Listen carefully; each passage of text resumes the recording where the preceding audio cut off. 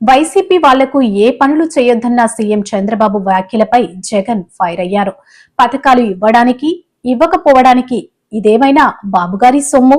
ప్రజల సొమ్ముతో ప్రభుత్వం నడుస్తుంది. పక్షపాతానికి, రాగద్వేషాలకు అతీతంగా పరిపాలన కొట్టాను చంద్రబాబు చెప్పారు. ప్రతి పిల్లాడికి 36,000 రూపాయలు ఇప్పటికే ఎగనామం పెట్టాడు, మోసం చేశాడు. ఈ సంవత్సరం బడ్జెట్లో కూడా మరో 36,000 పిల్లలకు మోసం చేసి ఎగనామం పెడతా ఉన్నాడు. అంటే పిల్లలకు ఇప్పటికే చంద్రబాబు నాయుడు 72,000 రూపాయలు ప్రతి పిల్లాడికి చంద్రబాబు నాయుడు మోసం, దగ, వంచన, బకాయిలు రెండు అన్ని పదాలు పెట్టచ్చు. ఇప్పటికీ చేసిన మోసాలు.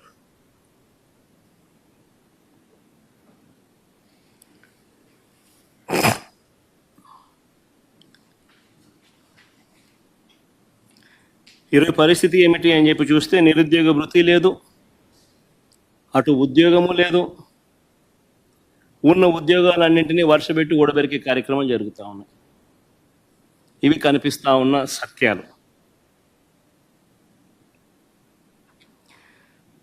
అదే ఒకసారి గమనించినట్లయితే వైఎస్ఆర్సీపీ పాలనలు, మా పాలనలు ఎన్ని ఉద్యోగాలు ఇచ్చారు, ఎన్ని ఉద్యోగాలు వచ్చాయి అనేది ఒకసారి గమనించినట్లయితే కేవలం 4 నెలల కాలంలో వైఎస్ఆర్సీపీ ప్రభుత్వం 2019 జూన్లో ప్రమాణ స్వీకారం చేసాం. అక్టోబర్ కల్లా, గాంధీ జయంతి కల్లా ఏకంగా 130,000 ఉద్యోగాలు గ్రామ, వార్డు, సచివాలయాలలో మన పిల్లలు పనిచేస్తూ కనిపించేట్టుగా చేశాం. 4 నెలల కాలంలోనే ఏకంగా మరో 2,66,000 వాలంటీర్ల ఉద్యోగాలు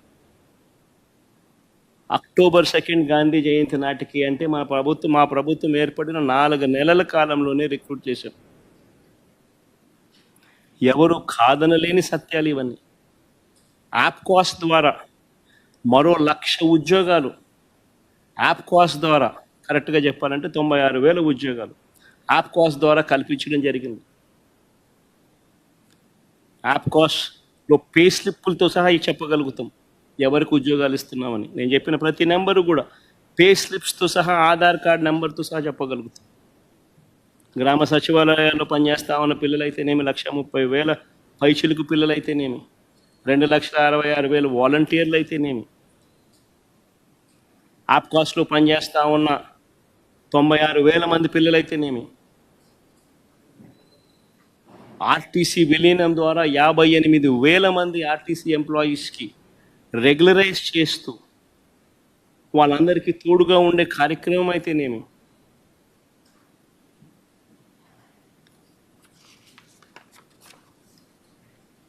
ఇవి కాక మిగిలిన కాంట్రాక్టు, మిగిలిన గవర్నమెంట్ ఉద్యోగాలన్నీ కూడా లెక్కేసుకుంటే అక్షరాల 5 సంవత్సరాల కాలంలో వైఎస్ఆర్సీపీ ప్రభుత్వ హయాంలో వివిధ సెక్టార్లలో గవర్నమెంట్ ఉద్యోగాలు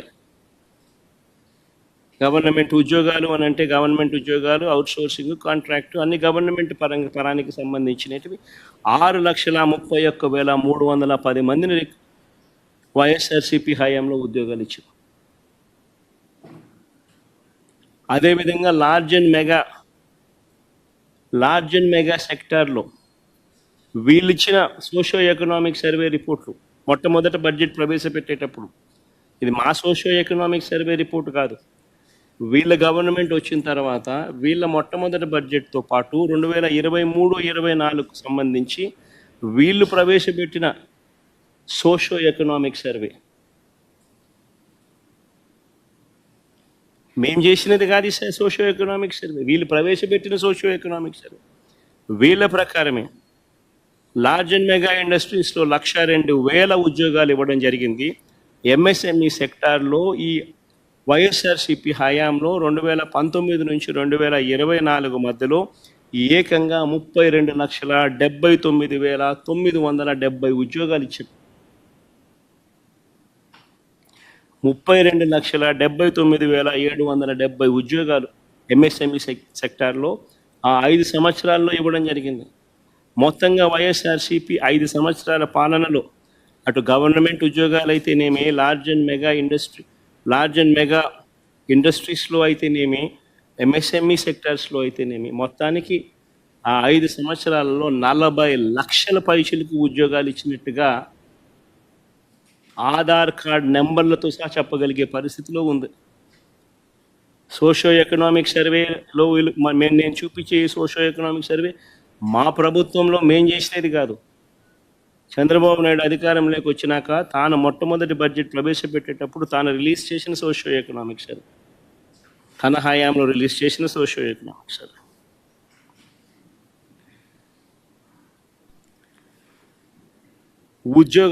ఉద్యోగాలు కల్పించే విషయంలో ఏ ప్రభుత్వం ఎంత చిత్తశుద్ధిగా పనిచేస్తూ ఉంది, ఏ ప్రభుత్వం ఎంత నిజాయితీగా పిల్లల పట్ల ఉంది అని చెప్పడానికి ఇదొక నిదర్శనం.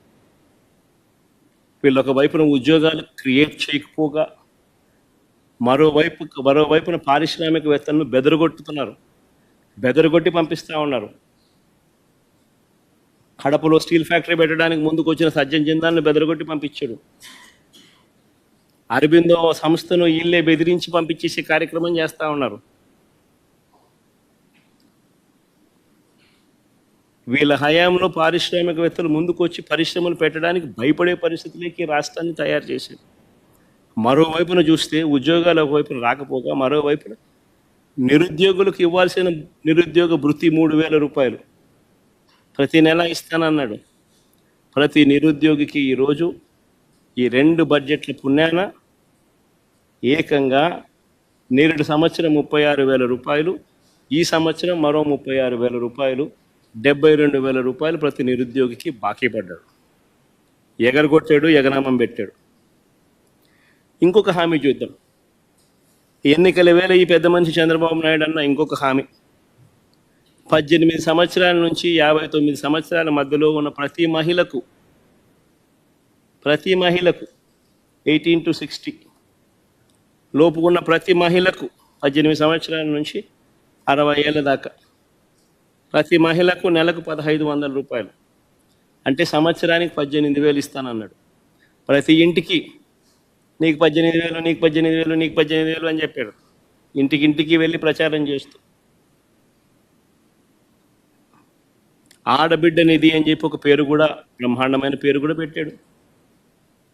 నేను అడుగుతా ఉన్నాను, ఇప్పుడు ఓటర్ లిస్ట్ మన కళ్ళ ఎదుటే ఉంది. మొన్ననే ఓటింగ్ అయిపోయింది. 2,07,00,000 మంది మహిళా ఓటర్లు ఓటు వేశారు అని చెప్పి మన కళ్ళ ఎదుటే కనిపిస్తూ ఉంది. ఆధార్ కార్డ్ నెంబర్లతో సహా డీటెయిల్స్ అన్నీ మన కళ్ళ ఎదుటే కనిపిస్తూ ఉన్నాయి. ఓటర్ లిస్టులు ఎలాగో ఉన్నాయి. వీళ్ళంతా 18 సంవత్సరాలు నిండిన వయసు వాళ్ళే, అందుకనే వీళ్ళంతా ఓటర్లు అయ్యారు. మరి 2,07,00,000 మంది ఓటర్లలో 60 ఏళ్ళు పైచిలకు నిండిన వాళ్ళను